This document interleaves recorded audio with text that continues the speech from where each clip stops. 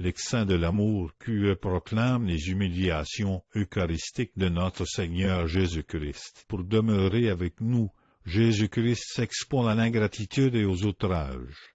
Rien ne le décourage. Contemplons ce bon Sauveur traité comme nous n'en traiterions aucun autre, et pourtant persistant à demeurer parmi nous. Et notre Seigneur, qui vient à nous apportant des trésors de grâce infinie, mérite bien notre gratitude.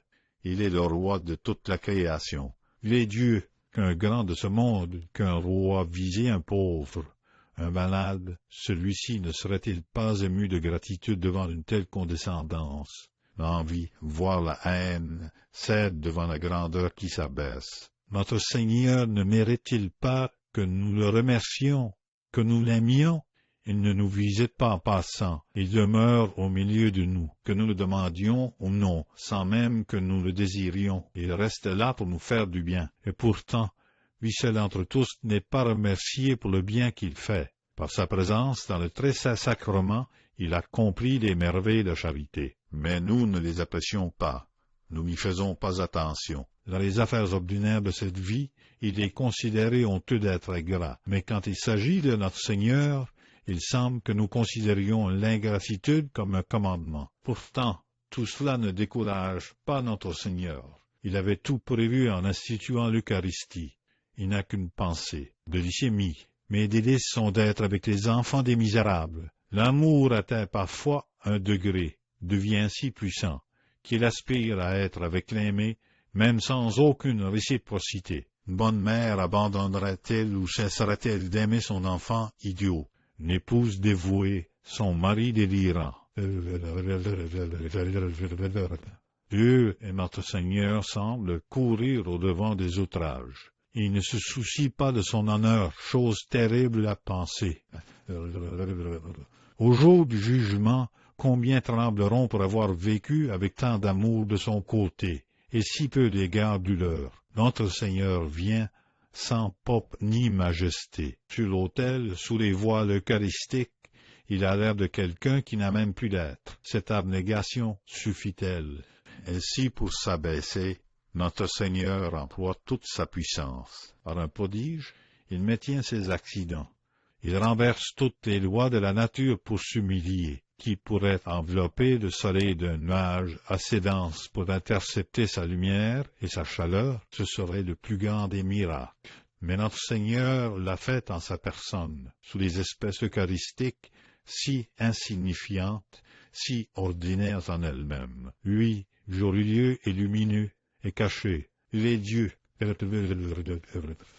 Ne faisons pas honte à notre Seigneur, parce qu'il est si humilié, si petit. C'est son amour qu'il a voulu. Un roi qui ne descend pas peut honorer, mais il n'aime pas. Notre Seigneur descend donc.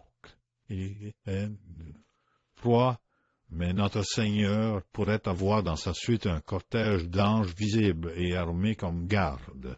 Il ne le souhaite pas. De telles armées angéliques nous effraieraient ou nous humilieraient à la vue de leur foi, de leur révérence. Notre Seigneur vient seul et abandonné pour s'abaisser encore plus. L'amour descend toujours.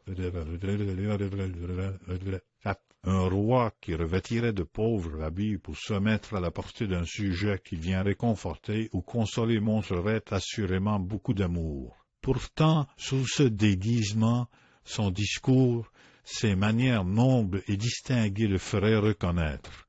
Dans le très saint sacrement, notre Seigneur refuse même cette gloire personnelle.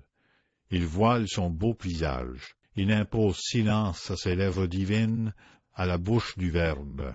S'il agissait autrement, ce serait trop d'honneur pour lui. Cela le placerait trop loin de nous. Il veut descendre jusqu'à nous.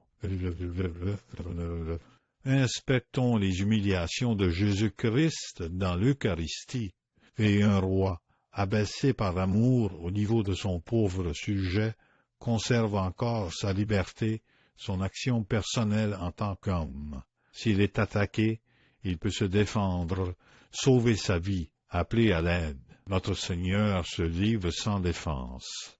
Il ne peut ni se plaindre, ni se sauver, ni appelé à l'aide.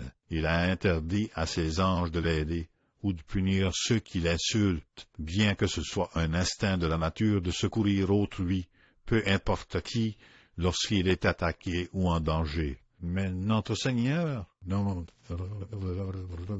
personne ne l'aidera. Il est homme, il est Dieu. Il ne conserve néanmoins que le pouvoir d'aimer et de s'abaisser. Je les aime, je les regarde, je les attends, je vais à eux. L'huissier mis. Mes délices sont d'être avec les misérables. Et pourtant, il courtise le plaisir, l'ambition, les amis, les occupations, tout avant notre Seigneur. Il est le dernier de tous, qu'ils viennent comme viatique s'ils ont le temps pour lui. Cela ne suffit-il pas? 6. Mais Seigneur, pourquoi venir vers ceux qui ne te veulent pas? Pourquoi insistes-tu pour demeurer avec ceux qui te repoussent? Qui consentirait à faire ce que fait notre Seigneur. Il a institué son sacrement pour que nous l'y honorions, mais hélas, il y reçoit plus d'outrage que de gloire. Le nombre des mauvais chrétiens est plus grand que celui des fidèles. Notre Seigneur continue à perdre. Pourquoi met-il cette communication avec les hommes? Qui mènerait une affaire où il n'y a que perte pure?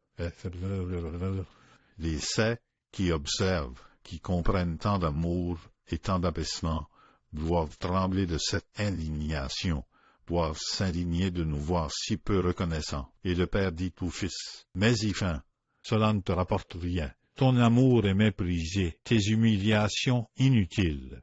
Tire, frère, mets-y fin. » Mais notre Seigneur ne veut pas le faire. Il reste avec nous, il espère encore.